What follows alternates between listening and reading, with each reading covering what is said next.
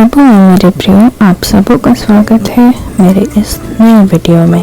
आज मैं आई हूँ एक नए वीडियो के साथ। टाइटल पढ़ के आप लोगों को पता चल ही गया होगा कि आज का टॉपिक क्या है। जी, आज का टॉपिक है, क्या आप प्रभु को इग्नोर करते हैं। ये टॉपिक भले ही हम लोग को पढ़ के लगे कि हम भला क्यों ईश्वर को इग्नोर करें, हम भला क्यों अपने प्रभु को इग्नोर करेंगे, लेकिन प्रभु में मेरे प्रियो, हम कभी ना कभी अपने डेली लाइफ में प्रभु को इग्नोर कर ही बैठते हैं। हाँ, ये सच है, लेकिन वो इग्नोरेंस इंटेंशनली नहीं होता हमारे द्वारा। हम कोई ना कोई मजबूरी में आके प्रभु को इग्नोर कर बैठते हैं, और वो मजबूर करने वाला हमें कौन होता है आपको पता है? वो शैतान होता है। हम जानते हैं कि किस तरह शैतान ने हमारे यीशु मसीह की भी परीक्षा ली थी। उनकी परीक्षा कैसे ली गई थी शैतान के द्वारा, वो हम मत्ती उसके 4 अध्याय का 1 से लेकर 11 पद में हम देख सकते हैं कि किस तरह यीशु मसीह ने शैतान को हराया। शैतान ने उनके सामने अनेक प्रकार की लालसाओं को रखा, शर्तों को रखा। जब शैतान ने उनके सामने अनेक तरह की शर्तों को रखा, तो यीशु मसीह ने किस तरह शैतान को उल्टा जवाब देकर विजय प्राप्त की थी। आपको पता है, शैतान सीधा हमारे मन पे अटैक करता है। हाँ, हमारे मन से वो खेलता है। तो चलिए हम देखते हैं कि शैतान कब और किन किन बातों में वो हमारे मनों से खेलता है। सबसे पहले जब हम सुबह उठते हैं, तो एक मसीही होने के नाते हमारा पहला कर्तव्य क्या होना चाहिए? हमारा पहला कर्तव्य होना चाहिए कि हम आँख खोलते साथ प्रभु को धन्यवाद करें उस सुंदर दिन के लिए जो उन्होंने हमें देखने का अवसर प्रदान किया। अगर ईश्वर की मर्ज़ी ना होती तो हम ये दिन देखने भी नहीं पाते। इसीलिए एक मसीही के नाते हमें सबसे पहले ईश्वर का धन्यवाद करना चाहिए प्रार्थना के द्वारा कि उन्होंने हमें ये नया दिन दिया है, एक नया मौका दिया है कि हम उनकी आदर और महिमा में इस दिन को बिताने पाएँ। लेकिन हम करते क्या हैं? शैतान के बहकावे में आके हम मोबाइल पकड़ लेते हैं। आँख खुलते साथ हमारा ध्यान जाता है कि हमारा मोबाइल कहाँ है। हम इधर उधर मोबाइल ढूंढने लगते हैं। ये भूल जाते हैं कि नहीं, हमें सबसे पहले ईश्वर को धन्यवाद देना है सुंदर दिन के लिए।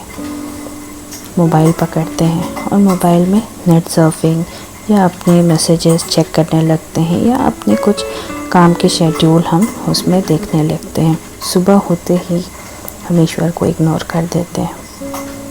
जब हमें कोई इग्नोर करता है तो हमें इतना बुरा लगता है। तो सोचिए, हमारा परमपिता परमेश्वर जब हम उनको इग्नोर करते हैं तो क्या उनको बुरा नहीं लगता होगा कि मेरे बच्चे सुबह होते साथ जो मैंने उसे एक नया दिन दिया, उसने मुझे इग्नोर कर दिया। नहीं, मसीह में मेरे प्रियो, हमें ऐसा नहीं करना है। इसीलिए सुबह उठते साथ हमें ईश्वर का धन्यवाद करना है। अब आगे बढ़ते हैं। जब हम प्रेयर करते हैं उस टाइम भी शैतान हमारे मन से खेलना चाहता है। हमारा ध्यान इधर उधर संसार की व्यर्थ बातों में हमारा ध्यान को फोकस करता है। हमें ये ध्यान रखना है कि हम पूरे मन से फोकस करके प्रार्थना में लीन होकर ईश्वर से बात करने पाए, उनसे विनती करने पाए, हर एक बातों के लिए उनको धन्यवाद देने पाए। प्रार्थना के टाइम हम शैतान के बहकावे में ना आए, इसका हमें विशेष ध्यान देना है। जब हम बाइबल पढ़ते हैं उस टाइम भी क्या होता है हमारे साथ? जनरली लोगों की आदत होती है कि वो सोने जाने से पहले रात में बाइबल पढ़ते हैं। कई बार हमारे साथ होता है कि जब हमें बाइबल पढ़नी हो तो हमें ज़ोरों की नींद आने लगती है।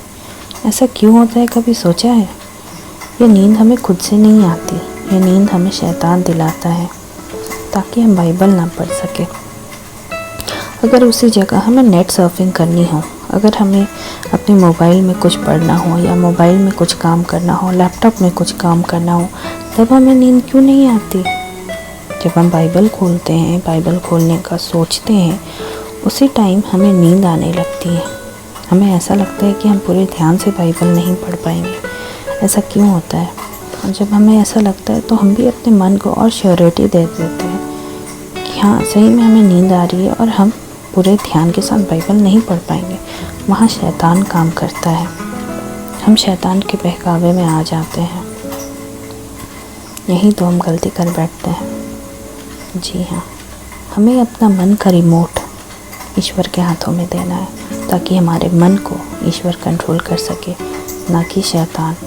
हमें अपने मन के कंट्रोल में नहीं रहना है, बल्कि अपने मन को अपने कंट्रोल में रखना है, ताकि हमारा मन जैसा करे वैसा हम ना करें, बल्कि हम जैसा चाहें हमारा मन उस तरह से वो काम करने पाए।